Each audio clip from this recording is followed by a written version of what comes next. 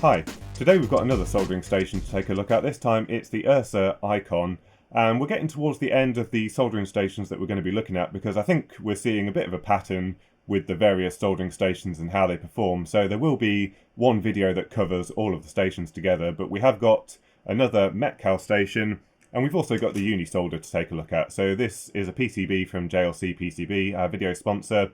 And I really need to get this finished. There's a few bits to solder which we'll probably solder today with this soldering station.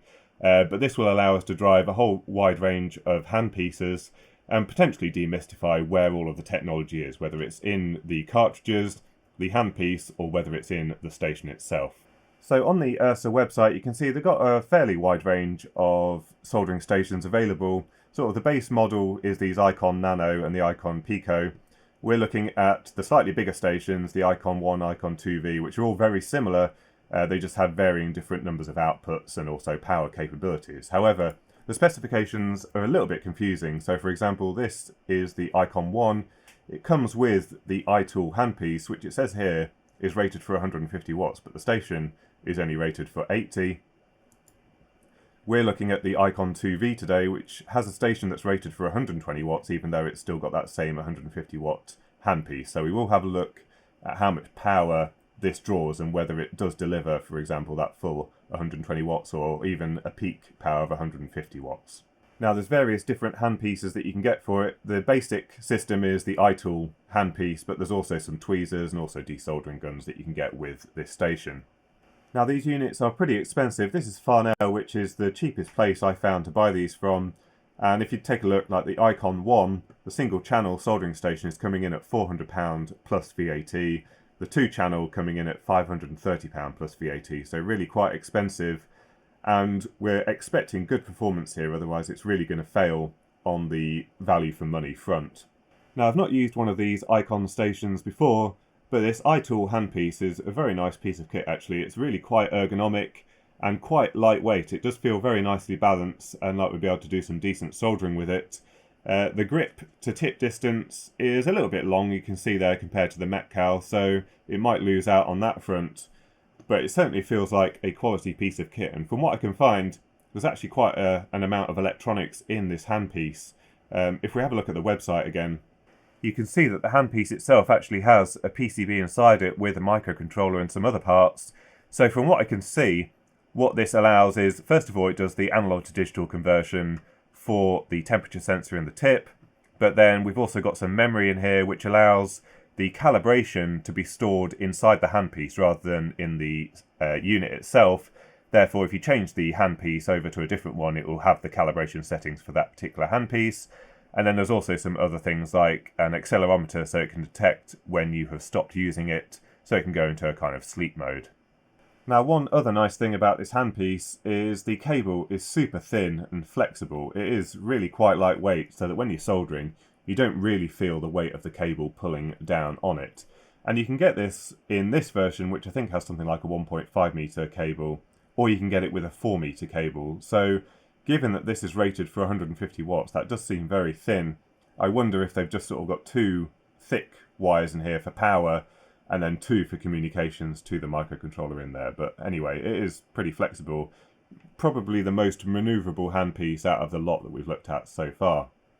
Now, in terms of the heating element and the tips, this is what would be considered sort of old technology. Basically, we have a heating element which is replaceable, but I think it's got a lifetime warranty or something like that. But the tips are 2 parts. So there's a tip that you can buy like this, and these are fairly cheap. Most of them are about £6 or £7 in the UK.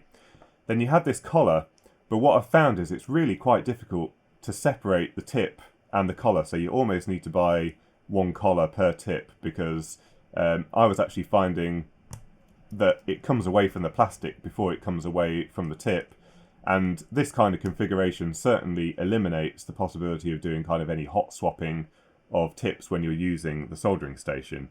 Now some of the larger tips come with this pre-fitted and it's not removable. So this 10mm tip, which is one of their larger ones, there's nothing to separate here, but it looks like you pretty much need to buy one of these collars for every tip. So that starts adding cost to these, because like I said, it's just basically almost impossible to get these tips out once you've clicked them into place. Now, it'll be interesting to see the performance because, you know, actually what I've found is that these don't fit all that snugly onto the heating element. There does appear to be quite a bit of slop.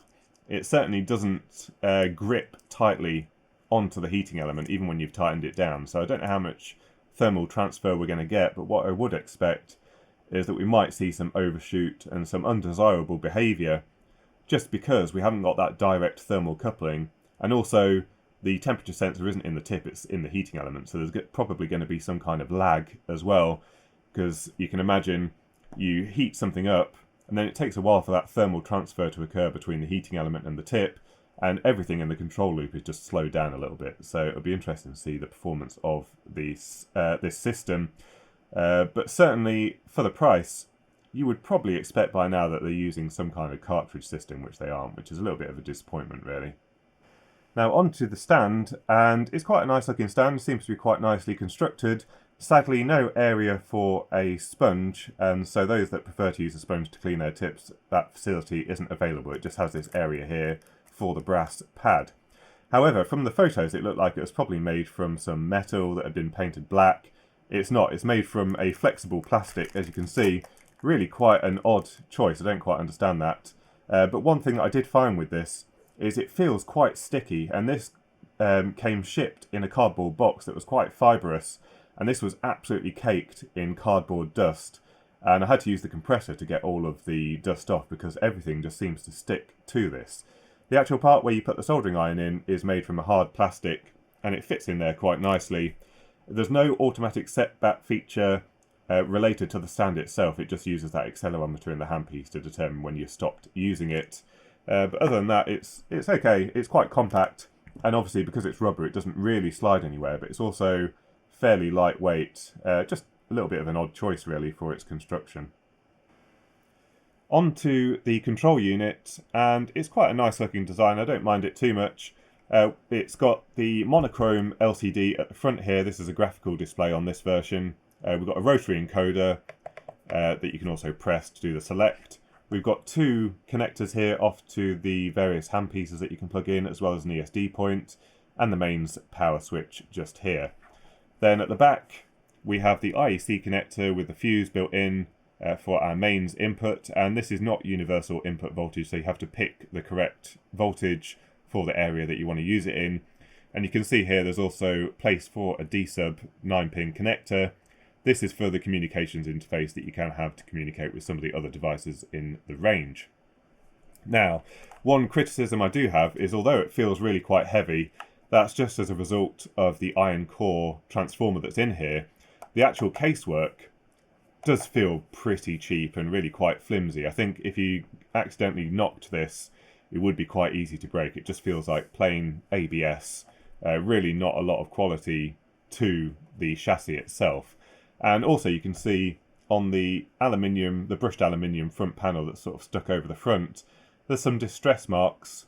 I don't know if they had trouble peeling it away from the section in the middle, but it does detract a little bit from the look that we've got these marks here where it seems to have struggled a little bit in the corners where they've removed that material. It's also very sharp on this edge. I'm not sure if you can see that on the camera, but if you pressed a little bit too hard and rubbed your finger along here, you would cut it open. You can feel it's really, really sharp. Now, inside the unit, we've got the mains coming in at the back, quite thin wiring, but they have sleeved it and everything to make sure that any of the output side of the transformer doesn't really come into contact with anything that is mains powered. So you can see that sleeving there. The front PCB is earthed, which then gives the ESD reference for the tip and everything, but the transformer itself doesn't have any earth terminal going to it, which is probably fine. There's no externally contactable metal parts from that transformer, but I guess it would have been nice there just as a fail-safe in case something got damaged inside the transformer. However, they may have constructed it in such a way that there's absolutely no way that this can come live, even if there is a failure of any of the windings. We've got a couple of windings on the output here, so 24 volt and also 10 volt for the electronics. And then we've got the main PCB at the front, which is actually quite a nice construction. So let's see if we can see what's going on in there. First of all, we can see we've got a massive heatsink on the switching element, so this certainly isn't going to fail anytime soon. But let's see if we can get that front PCB out, because it does actually look very nice quality. Right, so I couldn't actually get my fingers in to release these connectors. They must use a tool to get to the little push tabs on both sides of these. So we're going to have a look at it with a little bit of restriction here. But what you can see is the heart of this system is an Atmel XMega128A as the microcontroller. There's not a huge amount on the PCB. We've got a voltage regulator and another one here, probably for the 3.3 volt and 5 volt rail. We've got a current sense resistor just in there that you can see. That's just one current sense resistor for the entire system, so that's measuring the total power on this PCB. And then we've got two Sanrex Triacs. I've not really heard of the brand Sanrex, but there's two Triacs back to back on this heatsink. You can see the optocouplers there for driving it. So we're switching AC into the heating elements, which means that we don't have to have a large bridge rectifier or lots of big capacitors. The bridge rectifier and the capacitors here are just for the logic on the PCB. And then we've got some connectors, so the connector for the transformer to each of the outputs. We've also got a buzzer, and that's about it really. That looks like a programming interface here for the Atmel microcontroller, although my experience with those connectors is it's actually very difficult to remove them, so it's surprising that they've done that for a programming connector. And you can see here we're looking at version 21 of either the PCB or the software, I'm not sure which, but this one was manufactured on the 12th of April of this year, so probably the most recent revision of these devices. So let's power the unit up. And the contrast on the display is pretty poor. I might just turn down the lab lights a little bit.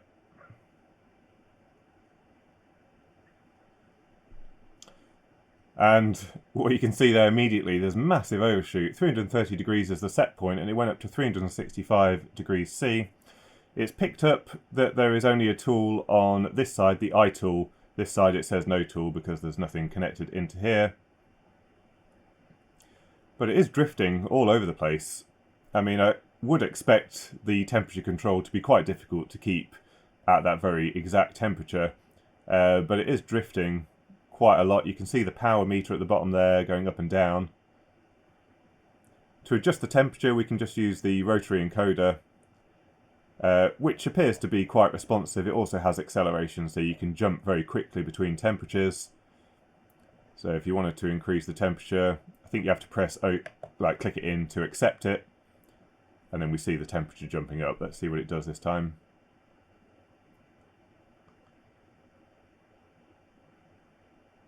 So yeah, quite a lot of overshoot, and that is what you would expect with that thermal coupling issue between the heater and the tip itself. There's probably a little bit of that programmed in purposely to try and take account of that, so that when you're doing some soldering, it will overshoot the heating element so that the actual temperature on the tip doesn't change too much. So we'll look at that in a moment. So next we'll go into the menu, which you hold the button down for, and that goes into the basic user menu. So we've got the set point temperature again here. We've also got the minimum and maximum limit, should you want to limit those for some reason. We've got the simple calibration, which is just based on the handpiece, not per tip. So if we want to adjust that, you can adjust that and then it gets stored in the handpiece itself. And then power level, low, medium or high. And you'll see it says medium temperature overshoot, which is an interesting little word there. And if you look in the datasheet here, basically it says that under the power level settings, it allows you to set different amounts of overshoot depending on the heat required. So I'm not sure if that physically changes the amount of power going into the heating element, or whether it just changes the control loop. Basically, when you said it's a low, it guarantees no overshoot, but you'd expect probably that you'll see quite low performance. Then if you turn it to maximum, you'll be able to get lots of heat into your joint, but it may well be that once you start delivering heat, the temperature has to go right up to account for that. So we'll take a look at that in a moment. And then when we go back, it does time out from the menu quite quickly. So if you take your time thinking about any of these settings, you have to keep going back into it. We've got the amount of time before it goes into standby, so that's when the accelerometer hasn't detected movement. And then finally, we've just got what that standby temperature is. And that's all there is in the basic menu. There is another menu from when you power it on. So I think if we hold down the button and then turn it on, we've basically got some configurations here, such as the temperature window, whether you want any alarms on, the password, the unit for telling the temperature, and more critically the language, because I think when this arrived it came with German, so you want to change that to English if you're using this in the US or England. So a few more settings there, but it is overall quite a basic system. There's not a huge amount to play around with, certainly nothing really in terms of control loop or anything per tip that you choose to have on this device. Let's take a look at the calibration. At the moment we've got it set to 357. We'll just clean off the tip.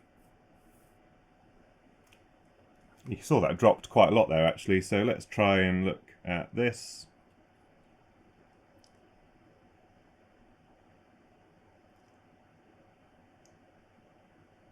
And the calibration is quite close. We saw that overshoot, but there appears to be a couple of degrees difference. Certainly there is some thermal lag between the heater and the tip, because we can see the temperature going down on here and the temperature was climbing slightly on the meter. In fact, let's hold this on here and try and change the temperature up to, let's say, 390. And let's see what we see on here. So it's overshooting quite badly again. And we see a few degrees of overshoot and then it starts to drop back down. Let's try it on one of the other thermal profiles. So I've set it to low overshoot. And we'll temporarily bring the temperature down. And I'll just cool it on a wet sponge.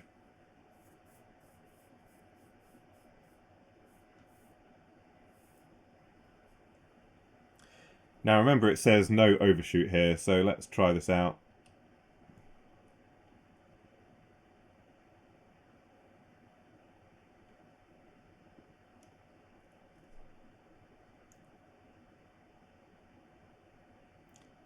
And yeah, that does appear to be the case. Despite the fact that the station is reporting a different temperature, we saw no overshoot there. Let's try it on the most aggressive profile. So we've got the tip on here again. Let's take it up to 360.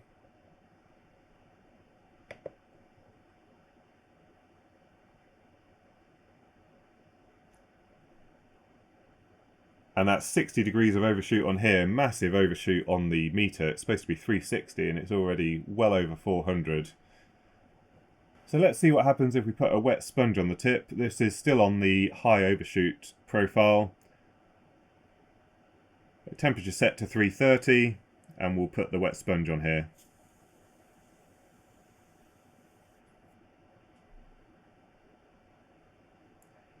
And yeah, once again, absolutely huge overshoot, 400 degrees C, so over 70 degrees of overshoot. Let's change the profile to the least aggressive again, where it guarantees no overshoot. So remember, we've got it set to 330. And we'll put the sponge on.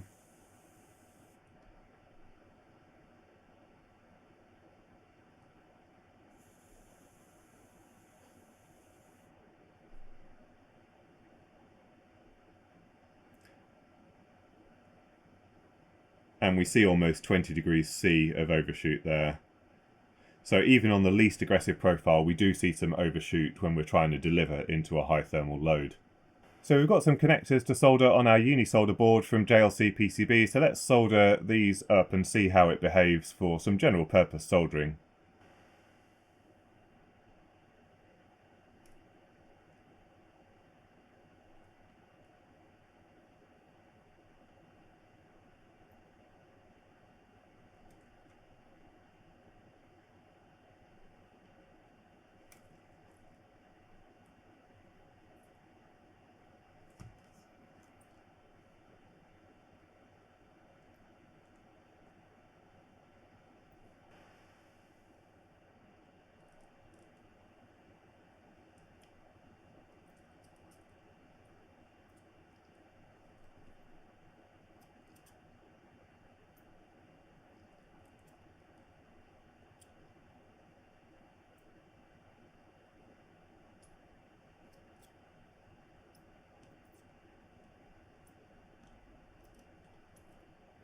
Let's take a look at our high mass PCB. We're still using the 1.6mm tip here. And I've set the temperature profile onto the high overshoot.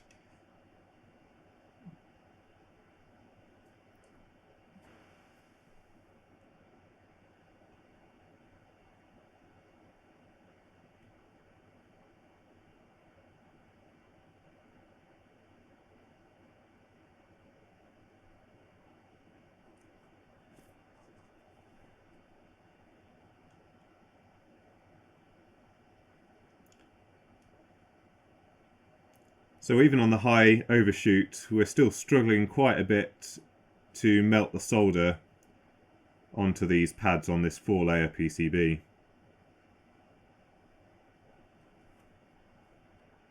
Let's change the tip for a slightly more chunky one to see how it behaves on the top tab. So we've got a 2.5mm tip fitted now, so let's see how this behaves.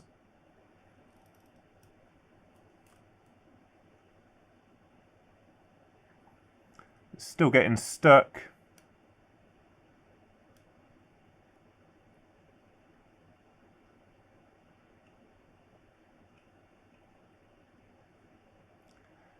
So even with that larger tip and the high overshoot, we're still struggling a little bit on that chip just here.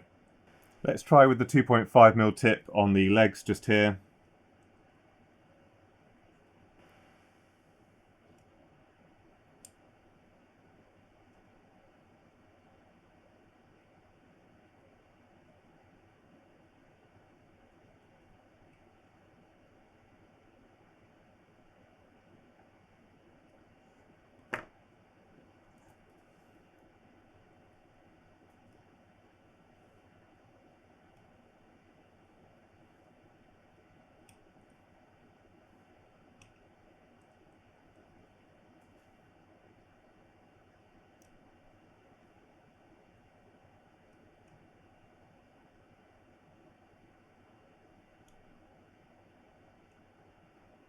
So yeah, not brilliant there. Let's try the 10mm tip on the heatsink tab. Okay, so the big tip is on here now.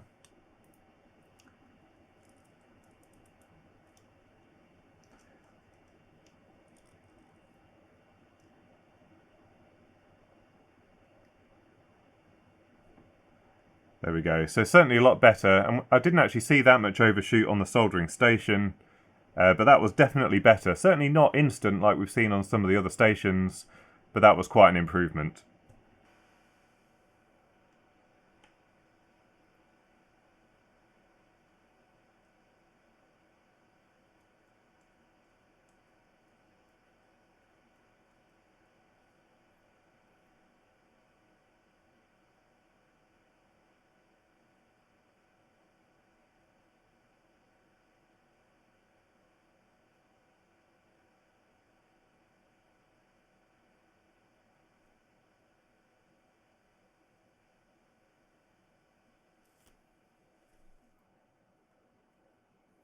So what you can see there is actually a fairly decent performance from this soldering iron. I put the 5mm tip on, so it's the same as all the others. It was quite a good performance once we had quite a lot of solder on the coin. So the solder was performing some of the thermal bridging. By the way, when I do these tests, I do make sure there's some solder on the underside to get that thermal bridge going. But basically it was struggling and struggling and struggling, and then all of a sudden you could see it actually was able to flow quite a lot of heat into these coins, and as a result gave us quite a decent result on here. Now what you couldn't see on the camera, but I could see by looking at the display, is that although it was on the most aggressive profile, it didn't actually overshoot until I removed the soldering iron from the coin. So while we had the tip on the coin trying to melt the solder, although it was trying to deliver lots of power into the tip, it never actually overshoots. In fact, it dropped down to about 330 degrees C. Then when I removed it, that's when it shot up to 420 degrees C. So although we had that aggressive profile on here, there was no physical overshoot in terms of temperature on the tip or on the component, for example, that you're soldering. It more is to do with the recovery afterwards. Another thing worth noting is that when I was changing these tips over, this collar was incredibly hot. Even after just a short period of use, I could not hold this by this collar. I was just about able to get it undone, and I forgot to mention it does come with these tweezers, but basically what you have to do is once you've unscrewed it, hold it by that to put it onto the little pegs here. But certainly if you had some matting or something that was a bit more temperature sensitive, you wouldn't just be able to place these down on the mat afterwards. It does need these little pegs to allow it to cool down. So what are my conclusions about this station? Well, the main problem I think really is that it's using this older technology. The fact that we've got a separate heater and tip is always going to introduce the problem that we've got some thermal delay basically between you doing something with the tip and the heater and the temperature sensor being able to respond to that. Also, it doesn't really feel like these tips grip the tip very well at all. This is really loose on here.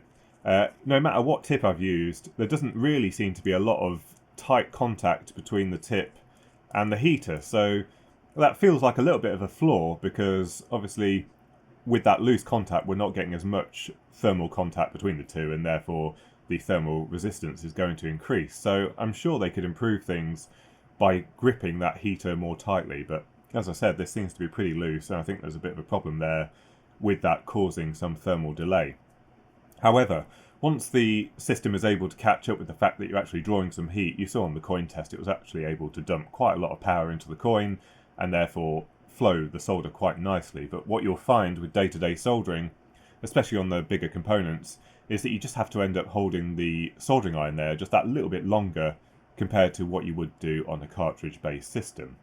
And then coming on to that point, well, this is an extremely expensive station. At £600, really, it should be competing with the Metcal and some of the top-end JBC stations, and it really doesn't. And those people that say that the JBC tips are very expensive, I'm not sure about elsewhere in the world, but for example at Kaisertech, which is where I got my JBC system from, and incidentally there's a 5% discount link in the description down below, but most of those tips that I bought were less than £20. And this tip is £7, and there's the collar which is about £3, so we're talking about half the price, but the performance just isn't there for this system. So in that instance, I'd probably be more inclined to recommend a JBC system. So you can make up your own mind about this system, but I think it's just too expensive to have a decent place in the market, especially for hobbyists, for example. It's just a waste of time. You'd be much better off spending your money on a JBC or one of the Metcal stations, or even on one of the lower cost Chinese soldering stations that's compatible with the T245 handpiece, because the performance there is significantly better compared to this system where we've got the separate heater and the tip. And at that price point, it just doesn't seem to compete with anything else. It's kind of similar to why people have started to ditch brands like Weller, because they haven't really innovated in this area. They're still mainly using the tip and heater system, which, as we know, is now lower performance than some of the other solutions available. So that's just my thoughts on the Ersa. I hope you found this video useful, because a lot of people still consider Ersa to be one of the top brands, but although the build quality is really nice, I just don't think the performance is there. I think you'd be wasting your money to try and buy this system. So hopefully you found the video useful. If you've got any thoughts or comments, leave them in the comments section down below. As I said, we're getting towards the end of the soldering stations we're going to be looking at, so unless there's some very specific requests, leave them in the description down below. We'll be looking at a new Metcal station, and then the Unisolder, and maybe a few cheaper Chinese systems from Banggood, and then I think that'll be about it. So hopefully you're enjoying this series. A big thank you to my Patreon supporters. I've had quite a few new ones recently, so a big thank you to you, and until next time, thanks for watching.